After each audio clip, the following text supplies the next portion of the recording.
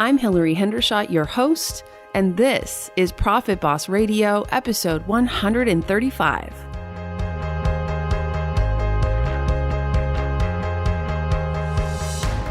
Profit Boss Radio is your weekly wealth mastermind. Profit Boss is also a community and a movement for women who are ready to take control of their money, break the glass ceiling, and give ourselves permission to finally have enough. Want the secrets of wealth to be yours? This is the place. I'm Hillary Hendershot. I'm a certified financial planner running a leading advisory firm for women, and I'm sharing with you real stories from real life and real women who are making it happen. Forget Wall Street. Let's do this, ladies.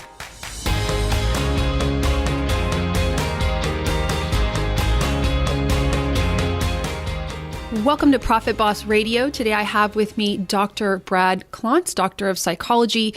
He and I are going to have a very valuable conversation warning you against costly money disorders. And I'm excited to have an expert on the show. He's also a certified financial planner and an expert in the science and practice of financial psychology, financial planning, and applied behavioral finance. And we'll talk about what all those things are. He's an associate professor of practice at Creighton University, Hyder College of Business, and co-founder of the Financial Psychology Institute, and a managing principal at Your Mental Wealth Advisors. He's also co-author and co-editor of several books, which we will link to in the show notes for today's episode, including Financial Therapy, Theory, Research, and Practice. That's kind of like a textbook and something that might be more applicable or easy to read. A book called Mind Over Money, another called Wired for Wealth, and The Financial Wisdom of Ebenezer Scrooge. Did I get all that right, Brad?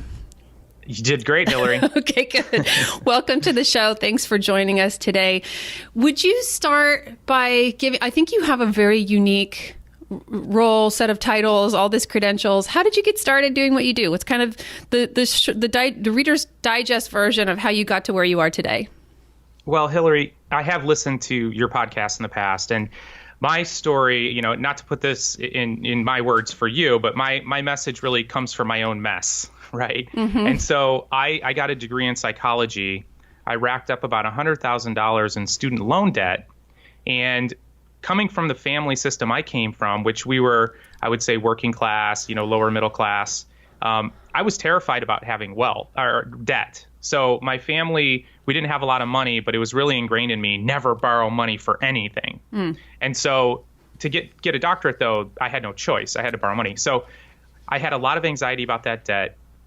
And during that time, when I was paying back that debt, I saw a friend make $100,000 in 1 year trading stocks. Mm-hmm. And I thought, what a brilliant strategy for me to get out of debt. Right. Well, just get out of debt. Yeah. I'd love to get to zero. That was my greed. Get me to zero. Exactly. Where I'm comfortable. And so I went ahead and I sold what I had of value, which for me at the time was a truck. I put it all in the stock market. I had a fabulous 3 months, and then the tech bubble burst. And so there I was watching my money, slide away, having all that fear, that regret, that shame. And it was in that moment that I turned into the field of psychology to look at, okay, so where did my thinking go wrong in here? What did I do wrong? So I literally started to do some literature searches, which is what you're trained to do as a psychologist, consult the research. Yes. And sure enough, to my alarm, there was nothing done. So sort of a subtopic, but the field of psychology had totally ignored money. So I sort of joke that within a matter of a week or two, I became one of the world's leading experts in the psychology of money. But really, the topic had been totally avoided. So that actually is how I got interested in the whole psychology of money. Mm-hmm. And from there, it's just been something I've been diving deeper and deeper into over the last couple decades. And so very much like me, we teach what we most need to learn, right? And so you talked about kind of growing up with humble beginnings, and yet your father is your partner, business partner, or co-author in many of your financial money mindset endeavors, the books and whatnot. So how does your father-son partnership work? How did that evolve? Yeah, that's a great question. So my parents divorced when I was 2. So that's part of my story, and actually part of the financial struggle that ensued from that. And interestingly, I actually got my doctorate in psychology before my father got his. Oh. So he actually went back to school for his. But he had grown up as an educator. He grew up, I would say, very poor. So we were lower middle class. He was in the poverty stage for much of his upbringing. And so very much has very intense beliefs around money that he passed down to me. This fear of there'll never be enough.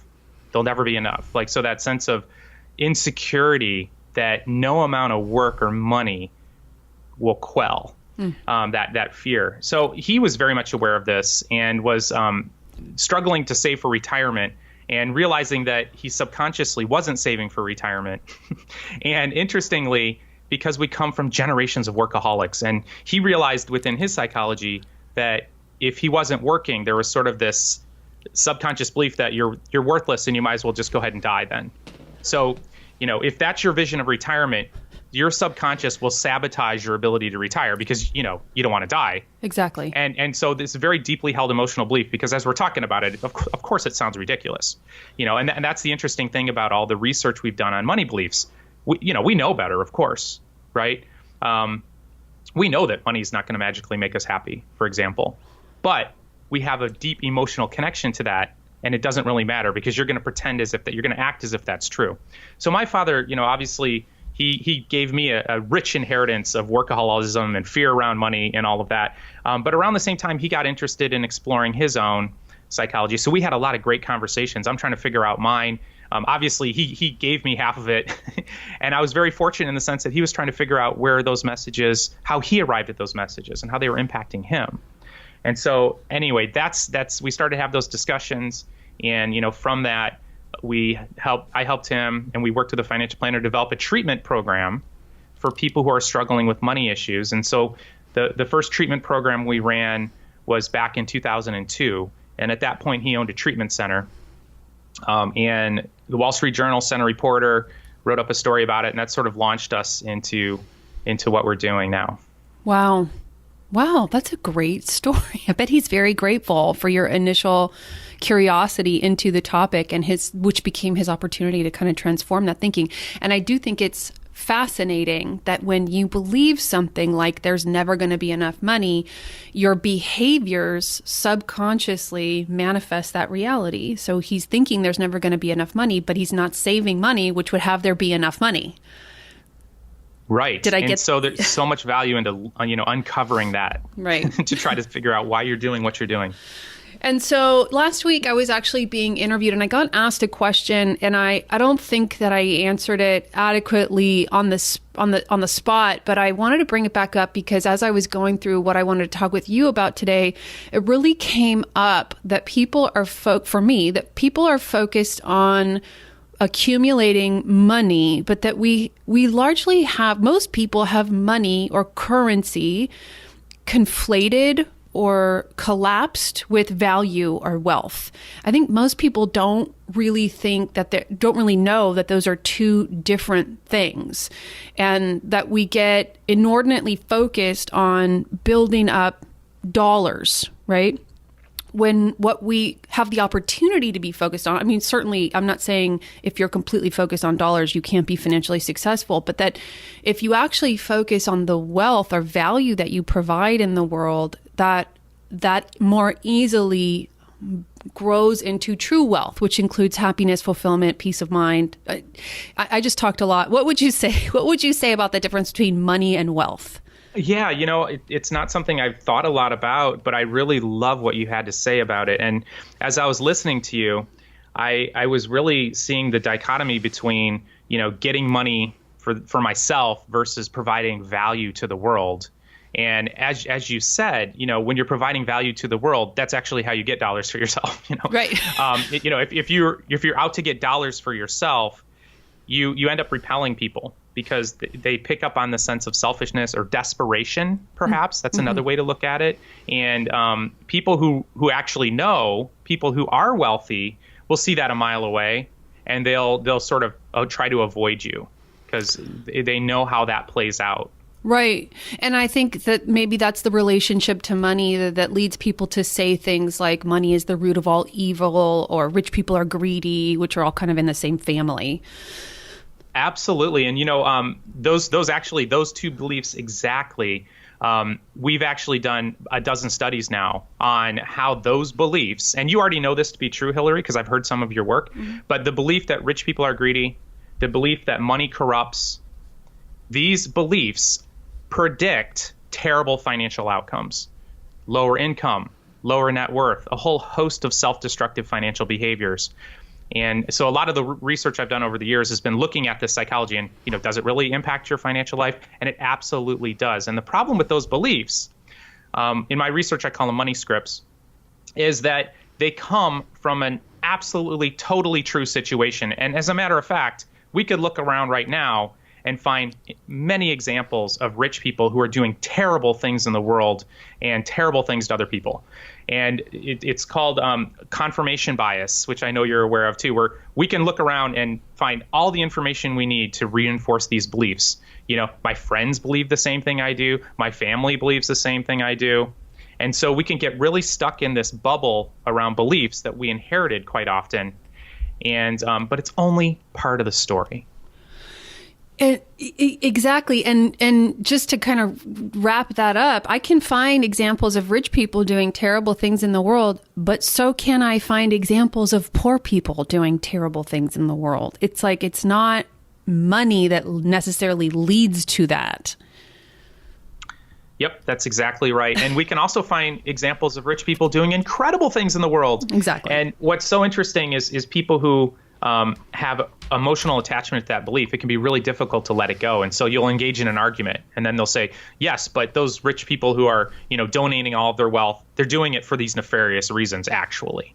And so the belief patterns become really entrenched and we can get really stuck there. Yes. The human brain is incredibly powerful at finding evidence for that which it already believes to be true.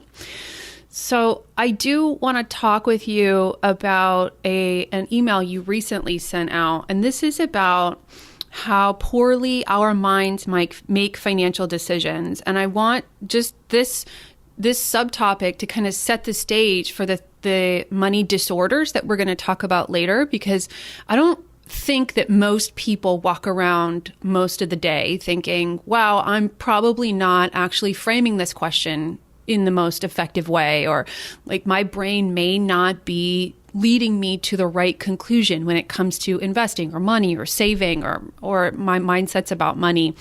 So first of all, can you just talk about why the human brain is poorly created or poorly constructed to make money decisions? Well, our brain is an incredible machine for surviving in a prehistoric world where, food is limited, where if you are separated from your tribe, which is about, 100 to 150 people, you die. Mm-hmm. And so your brain is wired to keep you alive in that scenario. And so, for example, again, that tribe of 150 people, back in the day, along many, many thousands of years ago, if that whole tribe went to the left and you stayed where you were, you literally would die. You'd get eaten by a predator. You would starve to death. You'd be killed by enemies. So when the rest of the tribe is moving in a certain direction, you're going to feel an incredible, desperate desire to follow them. Great example for why it's so easy if you see the market moving in one direction or a stock becomes really exciting, everyone's talking about it. You're really tempted to do what I did, sell everything you own and buy it. Because that intense fear of missing out, we like to talk about it as, fear and greed. I see it more as that desperate desire to want to stay connected and stay alive in a prehistoric brain operating. So we like to think that we all are logical human beings. But when it comes to money, we're wired to do the terrible things with our money, actually. The biggest problems in the United States are we don't save enough, and we spend too much. Everybody already knows better. I haven't run into anyone who's like, oh, really? You mean I shouldn't spend more than I make? But these are the problems. And it's because of that prehistoric brain that is inspiring us to do all the wrong things when it comes to money. Even saving goes against your brain. Back the way we developed throughout evolution and history, you could only bring with you what you could carry. And if you tried to be attached to possessions, the tribe would leave and you would die with all your stuff. So even the whole idea of saving just doesn't work with our prehistoric brain. So we have to override these natural impulses to do it right. It's the opposite. It's not like, we're wired to do it right, but we're messing up. We're wired to do it wrong, and we have to override that emotional pull to do it wrong if we want to do it right. That's right. I mean, recently in November and December, the stock market at one point was down almost 20%. And even I don't like looking at my accounts when that's happening. I'm invested right alongside my clients. And I said to my husband, well, I have loss aversion too, right? Loss aversion is where we hate losing money more than we enjoy gaining an equal amount of money. I mean, I don't know if you find even you suffer from some of these cognitive biases. Oh, absolutely. And I would even argue that financial planners, it's even more intense because it's not just your money, Hillary. It's all the money of the people that you love and care about who are entrusting you. And actually back during the Great Recession, we did a study on post-traumatic stress in financial planners. Mm-hmm. And sure enough, in the 90% range, financial planners were having incredible amounts of stress. Couldn't sleep at night, very worried, questioning their entire reality and approach to investing. And so I believe that the best financial advisors are ones who are very much aware that they're just as vulnerable, if not more vulnerable, emotionally to that. Otherwise, if you're unaware of it, that's when you start making mistakes. So I really think the key is sort of humbly admitting that, of course, we're going to have these emotional experiences, and to not trust your instincts when it comes to money, which I think is really important. You need to second guess it. You need to ask for advice. You need to really engage your prefrontal cortex, is the way a psychologist would say it. But to pause, to calm down your emotional brain so you can look at things in a more rational, logical way, because it's not going to happen naturally. Mm-hmm. And I think it's hard for people to grapple with that. It's easy for us as human beings to think, right, I can see that your brain doesn't work logically when it comes to money, but my brain is probably like closer to reasonable. And I think the main message here is, we're all subject to some of these cognitive biases, or what are sometimes called heuristics, and to put up boundaries or girders to steel yourself against making mistakes. And one of the biases you mentioned is overconfidence bias, and I do think that that's maybe the most well-known or most frequently talked about, and that's where you think that you're better at something than you actually are. But another one that you brought up that I think is extremely important for people to know right now is narrow frame of reference. And so can you talk a little bit about the impact of narrow frame of reference and why that might be topical now? Yeah, so I used the example in a YouTube video where if you've been doing your own investing, and you just really feel like things are going great. And actually, maybe this is an actual skill you have. Maybe you have a natural gift, and you started around 2009. My argument is that, of course, you're great. Yes. The stock market has been having one of the best runs in history.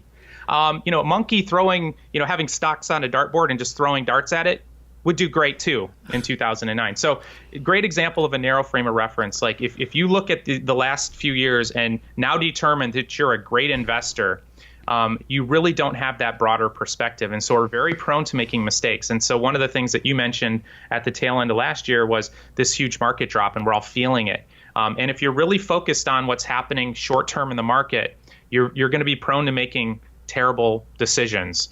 And so if you can broaden out that frame, and if you think of it visually, looking at like a Dow Jones chart, that with the squiggly lines that goes up, the broader you can look at that picture, the more likely you are to make more informed, wiser choices. And the more narrow you're looking at that volatility, that up and down movement that's happening days, weeks, the more likely you are to make a terrible investing decision. Mm-hmm. And I've been seeing these folks in my office, likely you too. I mean, I think there's the Silicon Valley effect where I'm at, where people walk into my office and they've been holding 7 stocks since 2009, and they've done an incredible job. And they truly, truly believe that they have significantly above average skill set at picking stocks, right? Where someone with a sort of bread and butter financial planning education would look at a 7-stock portfolio and go, dear goodness, like you're at great risk.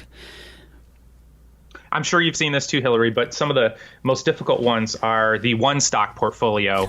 And somebody has their entire net worth in one stock. And that's when I'm actually sweating as I talk about that. My hands are clamming up. Right.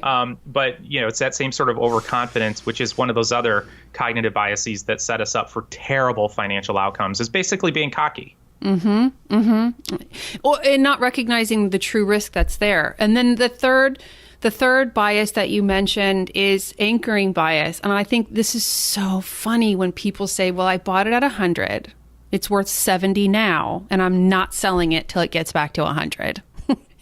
And it just makes no sense from a financial perspective, right? But that we're anchored on that particular price. And that happens in lots of different kinds of investments. Boy, it really does. You see when in the housing market too, where that's exactly what I was going to say. Yep. The price is dropping and the person is just lowering their price, 3 months too late as it's dropping. Right. Because they have that anchor in their head.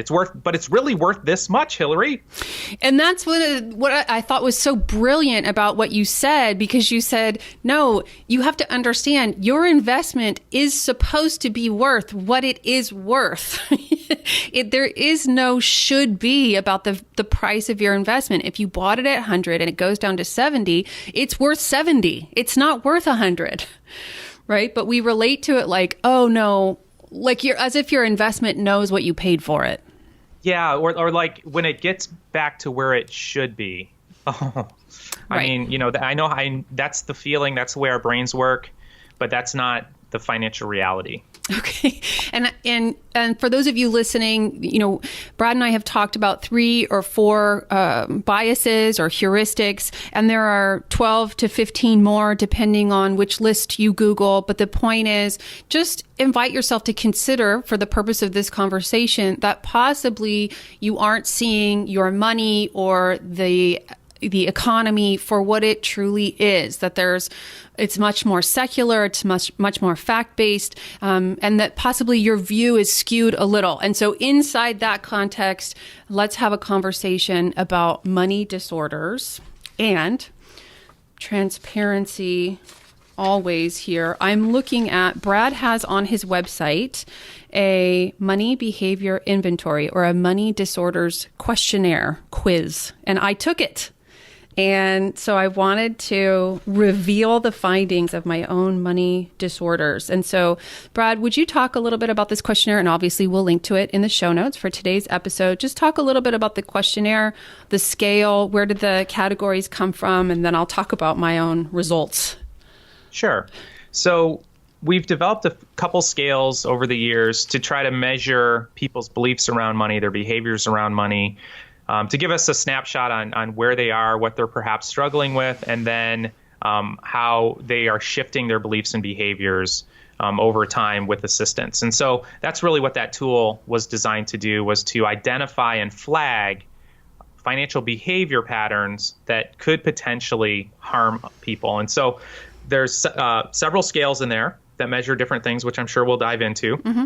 But this scale we developed by, combing the research, what sort of disorders are out there, how can we represent those with questions, and then we've since administered it through studies to thousands of people at this point. And so the email that I got, the report that I got, says you are considered, it's a scale from 1 to 6, is that right? And that you're considered, quote unquote, disordered if your score is 3 or more.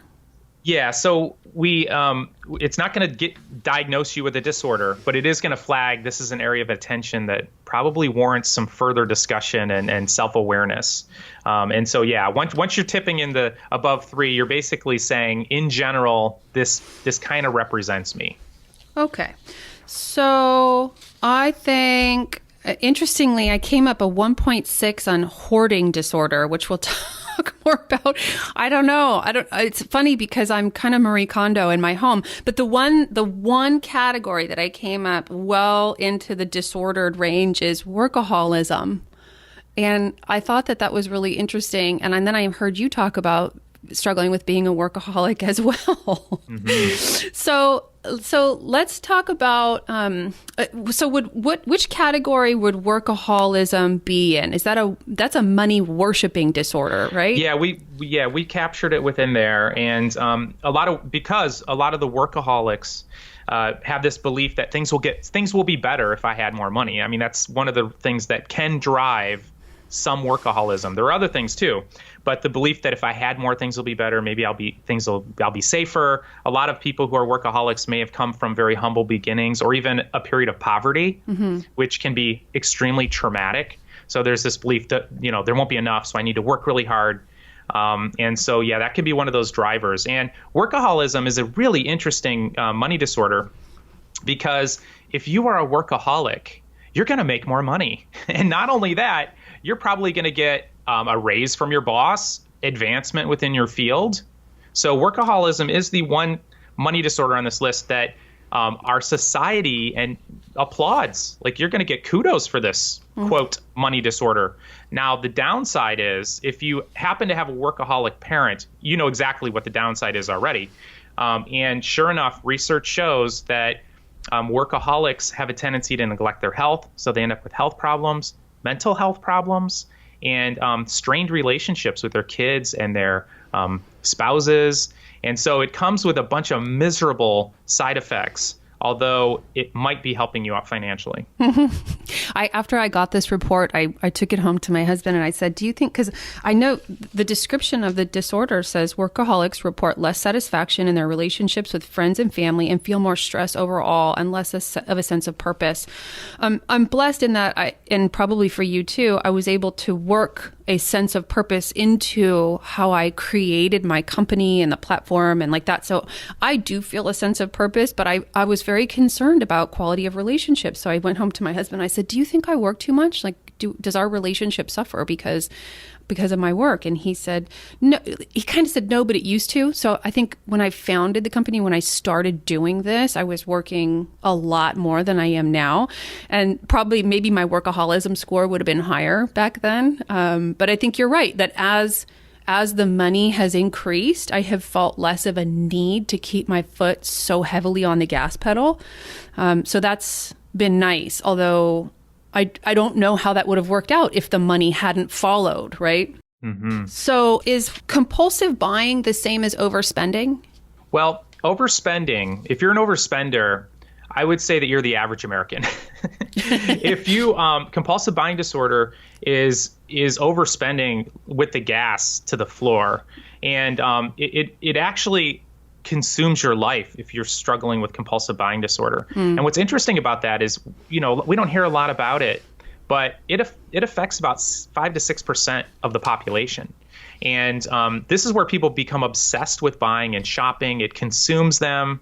They get an emotional, huge payoff when it's almost like a drug when they're shopping or buying, and then they're hit with a bunch of remorse afterwards. A lot of times they're making promises to family and friends, I'm going to stop doing this. Financial problems, they end up returning a lot of stuff. So it's this terrible, terrible emotional cycle that afflicts many people. And it really is like a drug addiction. So there's someone ancillary to my family who for many years would take, his wife was earning more than he was, so he would take her money and secretly buy a certain type of furniture. And by the end of their marriage, he had 3 or 4, 20-foot storage units full of this furniture. So that would be an example of compulsive buying. It could be, yeah. And it sounds like there's a bit of hoarding mixed in there too. Right. And a lot of times those co-occur. Okay, so the money worshiping disorders are overspending or compulsive buying, gambling, which I haven't talked much about on this show at all. So does the desire or addiction to gambling come from the possibility of, 10xing your money? It can, and that can be one of the drivers for many people. So there's this fantasy that, I'm going to hit it big and then my life's going to be better. It's going to solve all my problems. My social status will increase, all of that. And there's an element of pathological gambling or gambling disorder that has that risk-taking component too. So there's a huge charge, like for the compulsive buyer who gets an endorphin rush when they're thinking about shopping and shopping online. The gambling addict gets that emotional charge when they're risking. And there's this huge potential, like in any moment, I could hit it big. And so it's a very powerful addiction in the sense that it feels incredible. And of course, statistically, you're going to lose. And so that's that's when they typically hit their bottom, is when they've sort of run through all their money, and maybe they've even borrowed some or stolen some. And so sometimes you'll see these pop up into the news, where people have engaged in some nefarious behavior, in their company, or they've taken some money. Quite often it's involving this pathological gambling. And what you'll find when you look into those cases, it's like, well, I did borrow, quote, from the company or from the church fund or whatever it is. They had every intention of I was going to pay it back. That's the only reason they borrowed it. And quite often they've got one of these gambling disorders. Okay. And I guess gambling addicts don't come across in my purview very often. Maybe they don't make it to the financial planner's office quite. So do you gamble at all? Do you gamble for fun at all? I have. When I go to Vegas, I do. Okay. And I've done it enough to know that, okay, I get it. I get the endorphin rush. Yeah, it is fun. I get how this could become a lifestyle. And so, yeah, it's actually a very huge thing in Hawaii where I live. A lot of people don't know this, but people in Hawaii, when they go to vacation, they go to Las Vegas. Oh. So there aren't casinos on Hawaii or on the Hawaiian Islands, so you just go to Vegas.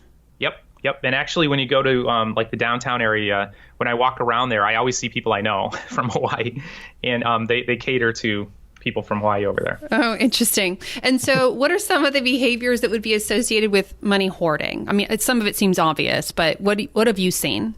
Yeah, so you can hoard all sorts of things, and I'm sure you've seen the show or heard of it, Hoarders. People hoard all kinds of things, animals, trinkets, whatever. And then we've also talked about and written about in some of our research people who hoard money too. Like, money can be one of those things that people hoard. And the interesting thing about money hoarders is they can very often look like Ebenezer Scrooge in the sense that they have tons of money hoarded, but they don't allow themselves to enjoy any pleasures in life. They don't turn on the heat, like Scrooge, they eat gruel. And so, hoarding money also makes you like a terrible friend, and a lot of your family members will resent you. But that can be one of those things that really comes from that deep sense of fear of not having enough. And so you and I both know that we can't necessarily solve these disorders for people listening to this podcast today, but the purpose would just be to bring it to light, to have there be awareness, and then possibly create a plan moving forward. But if you had to speak broad strokes, what we've talked about under the category money worshiping disorders, these come from a sense of there not being enough, whether that be enough love, acceptance, or enough money. What is the solution to money worshiping disorders? I think that, I'll say it more broadly too. I think for any of these self-destructive financial behaviors, the solution really does lie in looking into your beliefs around money. So a lot of these behaviors, in fact, all of them will make total sense if you can really uncover the beliefs you have around money, what you were taught from your parents. And I know you talk about this, Hillary, what you were taught by them, what you learned through direct experience. The craziest financial behavior will make perfect sense if you can really dive deep into where is this coming from? Where is this emotion arising from? And sometimes you have to trace it back in your history for generations. Many of us are playing out an emotional relationship we had with money that goes back 3 or 4 generations. And so there's a huge, huge value, at least there was for me too, and many of my clients over the years, to becoming sort of like an anthropologist around your own family history. So interviewing your parents, what was it like for them growing up around money? What did your grandparents teach them? And getting as many sources as you possibly can, because you're operating out a script right now subconsciously that has possibly going on for generations, hundreds of years maybe. And I think that really is so interesting, and what I think is the danger of some of the money personality typing tools I see out there, which might result for me, for example, so I came up 1.55 under compulsive buying, and I think in the past I was probably well over 3. But that some of these money typing tools might just say, well, you're just someone who likes to spend on yourself. You like to take care of yourself. You like the finer things in life. Whereas, no, it actually turns out I was or am trying to recover from a childhood where I experienced not having enough, not getting the things that basic things that I thought I needed to live the life I wanted to live. I mean, we're not talking about fur coats right? But and I'm not saying I had a bad childhood. I didn't. My mom was just a really good saver. But I think that there's more possible than just distinguishing, oh, I'm just someone who likes to spend money on myself, and then sort of priding yourself and having distinguished, what you are. Like people walk around talking about their Myers-Briggs personality type as if that means anything. There's nothing, none of that is better than any of the other things, right? I know I just said a lot. Yeah, no, I totally agree with you. And actually, none of this is about making you bad or making anyone bad. First of all, we're all bad. Didn't I just start with that? Okay, so if you're feeling stressed around money, welcome to the club. It's the biggest source of stress in the lives of 3 out of 4 Americans. It has been good times, bad times. So there's no shame in this. This is really about, yes, you've screwed up around money. Yes, you've made big mistakes. Welcome to the club. So let's all take a step back and let's have some compassion, because it's almost guaranteed that if I took anyone and I put them in your situation growing up and I fed them the same information about money, they'd probably be doing the exact same thing that you're doing. Mm-hmm. And what's so great about this is that all the research shows this to be true. If you can shift your beliefs around money and your relationship with money, you're going to change your outcomes. So that's really where the magic is. So understanding where you came from, why you're doing what you're doing is all great. And then shifting your beliefs will automatically lead to shifts in behaviors and will totally change your financial life. Right, that you could alter all of that. Okay, so the first disorder we talked about is the money worshiping disorders. And now let's talk about money avoidance disorders. Is this the opposite of money worshiping? It is in some ways. Money avoidance disorders are ones in which quite often we have a very conflicted relationship with money. Mm-hmm. So we've associated money with something bad, dirty, evil. This was sort of a common belief pattern where I grew up too, since, one of the ways to feel better about being poor is to villainize rich people. Yes. Because now I feel better about myself. They might have more money, but at least I'm a better person. And there's a huge psychological benefit to that emotionally in the short term, but of course, a terrible financial outcome for you if you ever want to, advance yourself financially. And so it's a conflicted relationship. And actually, real interestingly, a study that we recently did found actually a very big correlation between people who think money is the source of all evil and rich people are greedy, and actually believe that more money would solve all of their problems. Now, try to think about that for a second. It's very conflicted. It's impossible message. For you to be happy with those two conflicting messages. It's not. And what I see people do is vacillate from one side to the other. So if they end up getting some money and some financial success, they blow it and get rid of it and go right back to feeling comfortable about money not being enough. Mm-hmm. Mm-hmm. Okay. And so, for example, what I noticed this one that I haven't talked about or thought about much, which you call financial dependence or financial enmeshment. Those are two different disorders according to your type indicator, but they seem pretty related. Yeah, so I would put those in the relational money disorder categories. Oh. And yeah, but they're fascinating. And actually, you have seen this. It's not something we really think about as financial planners, but it is probably one of the most common referrals I get from financial planners.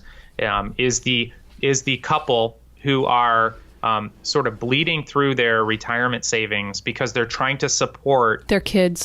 Their kids. Yeah. And quite often they're adult kids who in the back of your mind are going, well, geez, shouldn't they be getting a job? How long has this been going on? And we want to tread lightly around it because we don't want to offend anyone. It's a really common pattern, though. And so financial enabling, I call it financial help that hurts. So you're trying to help somebody, but it's hurting you and it's actually hurting them because it's creating financial dependence. Okay, so let me rewind then, because I just kind of did a spoiler for the third money disorder. So let's rewind back to money avoidance disorders. Talk a little bit about the disorders that you would put under this category: excessive risk aversion, financial denial. I hope I'm right about those now. Yes, absolutely. So, financial denial is kind of what it sounds like. We're so stressed about money, or we feel like we're ill-equipped to deal with it, that we try to push it aside. We try not to think about it.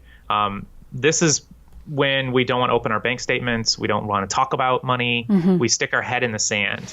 A very common thing, actually, especially when we're feeling shame and we're not feeling great about how we're doing. I've certainly gone through this periods of this in my life, and I know from your story you have too, where it's like it becomes so overwhelming. I feel so bad about it. I don't want to think about it. I don't want to talk about it. Mm-hmm. Literally leaving credit card bills unopened on the counter for months. I did that. That's pure financial denial. Right. Yep. And so obviously it's not good for you, So it becomes a disorder because, after a while you're not paying attention, bad things tend to happen. Yes. They come calling, Brad. They come for their money. No, don't let 1 month with no phone call fool you. Those credit card companies want their pound of flesh. Okay. So then broad strokes, the solution to money avoidance disorders. I think a huge part of it has to do with what I would call de-shaming. And we've been doing some of this as we've been talking. But you're having financial trouble. Of course you do. I call it the big lie about personal finance. And the big lie says that your financial problems are because you're lazy, crazy, or you're stupid. And if you have those beliefs, of course you're going to try to avoid the whole scenario. But it's just not true. As I said, this all has to do with your psychology. You probably inherited this psychology. And so if you can separate yourself from that a little bit and take a look at it, that's when you can start addressing this, looking at it, getting out of denial, and tackling the issue. Mm-hmm. And that is where I do think one of the last strongholds of belief about women and money is that women are bad at math, even though all the studies tell us that there's no foundation for that. But inside that word you said, which is stupid, one of the most common things I hear women say is, well, I'm just not good at math. Like, right. I can't conceptualize money, therefore I throw the baby out with the bathwater. I'm just going to manage it poorly, right? Yeah, it's sort of the opposite of overconfidence. And the interesting thing about that is, on the one hand, it's really good. Like, it's really good for you not to be overconfident, for example, around investing. Just understand this. That's actually a gift. And all the studies show that women, compared to men, have about a 1% better return in the stock market. Now, you got to think about it a little bit differently than that. It's actually, in real percentage terms, it's probably more like a 10% increase or 15% increase over males. And a huge part of that has to do with having that second guessing nature, which actually turns out to make women, in many ways, better people. Yes.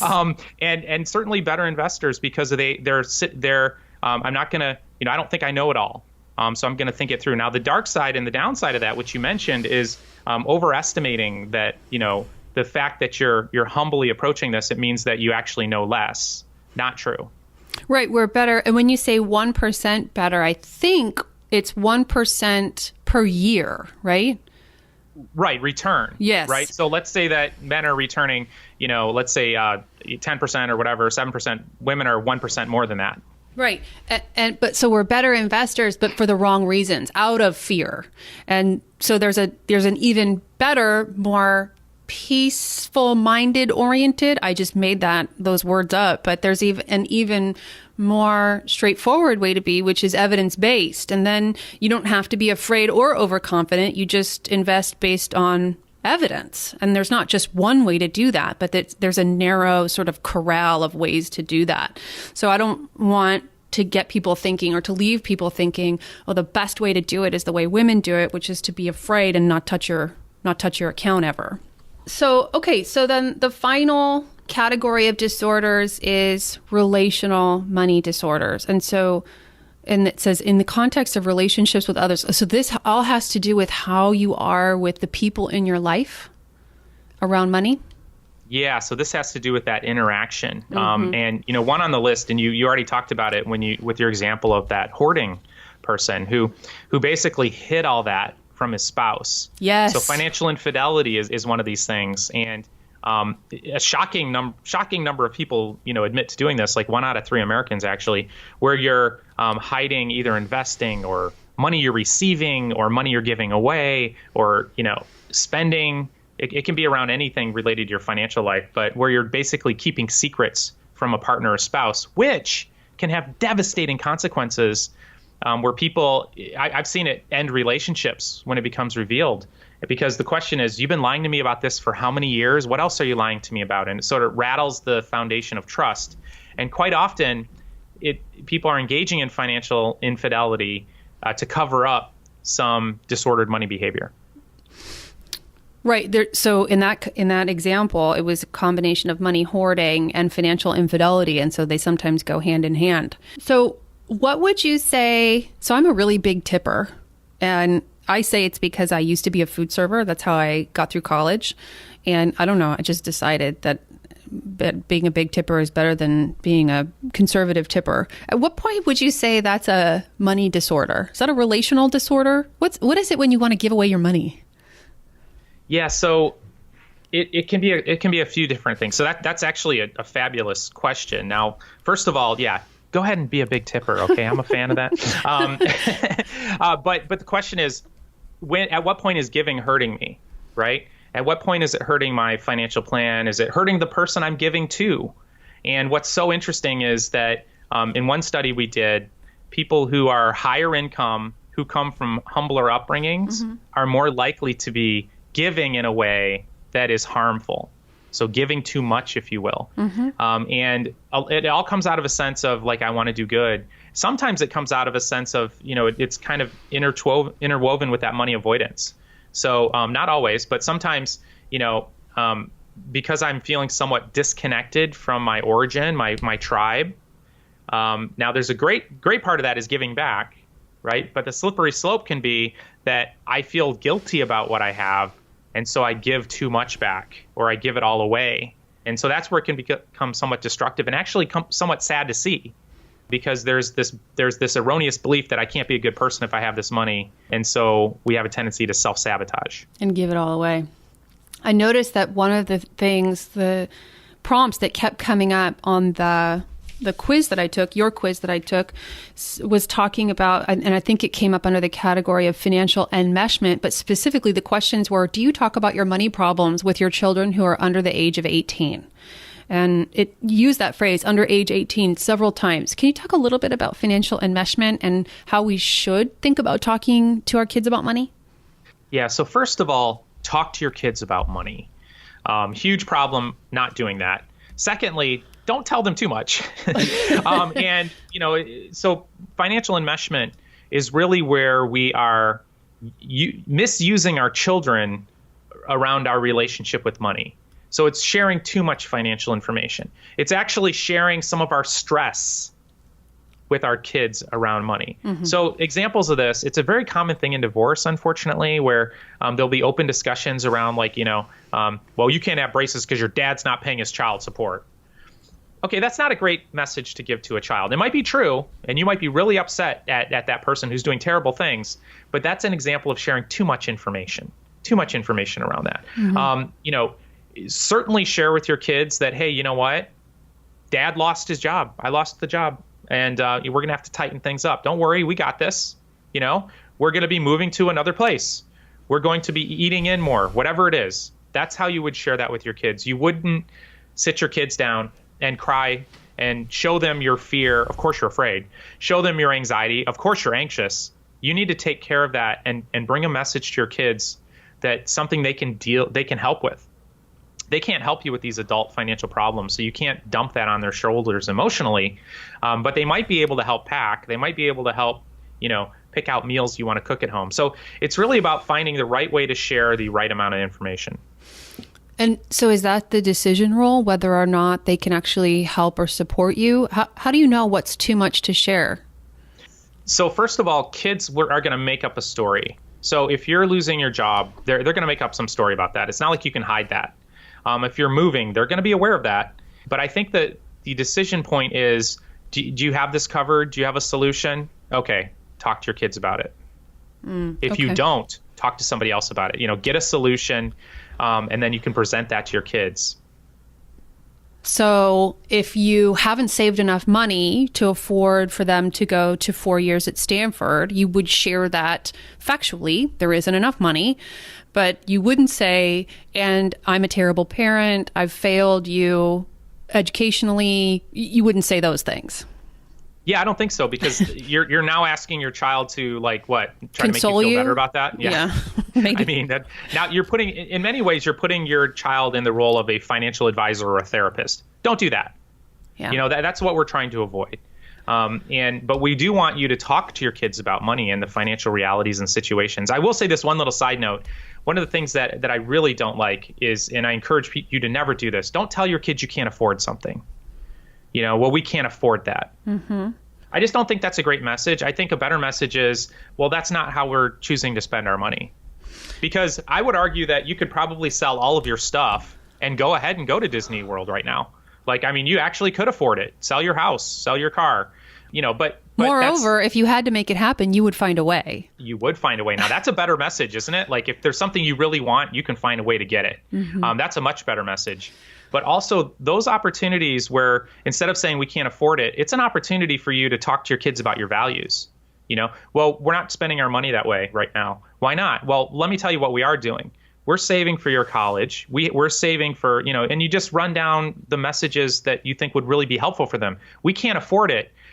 Is very likely to lead to one of two scenarios repeatedly. Number one, you raise a workaholic who's like, I'm going to be able to afford it someday. Or number two, you raise somebody who's in sort of financial denial where they're like, I can't afford it anyway. So I get a credit card, just run it up. If I get money, just spend it. So usually, the intensity, of course, determines that. But be really careful about the messaging you're giving your kids. Yes. Yes. One of the things my mother used to say to me is, I always have money for the important things. And she meant I'm doing a great job saving. But what I heard was, we don't have money for the wants. We have money for the needs, but not the wants. And so it was that, I think, thinking that, and it was just perfect what you said about how they get their first job at a clothing store and they spend all their money on clothing. My first job was at a Hallmark store. And this store sold stamps. And I was not even a crafter. I'm not even a crafty person. And I paid hundreds and hundreds of dollars for stamps. And it was just because I could. And speaking of the phrase, I can't afford that, is definitely one of the core. I think there's 5 or 6 things I tell the people that I coach. You have to never say this again. And I can't afford that is definitely one of them, because it's just not true. And it's true if you say so. So what you say has power. In fact, it can sometimes be contextual. It can be how your money life evolves or is true, capital T, true for you. So we have covered a lot of ground here. Brad, is there anything I haven't asked about or anything you'd like to add to the topic of money disorders? I don't think so, other than just reiterating that if you have a money disorder, welcome to the club. We're almost all of us are either in the midst of it or recovering from it or passing it unconsciously down to our children. Mm-hmm. I feel like this is something that that impacts all of us. And so a big part for me is to not be ashamed about it and just to put it in perspective. I like the word you use, de-shaming. So we will refer people, we will link to your YouTube channel, Twitter, Facebook, and Instagram at Dr. Brad Klontz. How can people best get in touch with your work? We'll link to your books on Amazon, lots for people to read and go through. Anything else you want to make sure people know about? Well, just the test at yourmentalwealth.com. That's where you'll find the money behavior test. Oh, we'll be linking to that, and I'll be putting that in the socials, because I would like for people to take those tests and see what they get. I think it's very interesting to see these kinds of things broken out into categories and given a number to, so you have a range of things to think about. And I thought the fact that my workaholism came up 3 times the score of any other category, I thought, okay, well, if I'm going to work on something, there it is. By the way, Brad, can I ask you, do you have a workaholism positive score? You've mentioned that is something. Oh yeah, no, absolutely. Really? Absolutely. Yeah, it's something I deal with every day. Like every day, I came up with my own little mantra around it. It's like, okay, I've worked hard enough. I love my children and my wife, and I'm going to go home and spend some time with them. I mean, I literally have to say this to myself to stop working, to go home. And it's totally true, but I know that I can get stuck at the desk passionately pursuing my work.